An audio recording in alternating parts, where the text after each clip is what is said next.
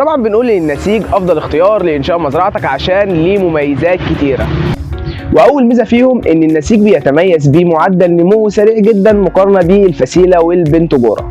وكمان النسيج بيتميز بانتاج ثمري اكتر، وكذلك جوده ثمار افضل، وبرضه بيتميز بمعدل انتاج فسائل اكتر من الفسيله والبنتجوره.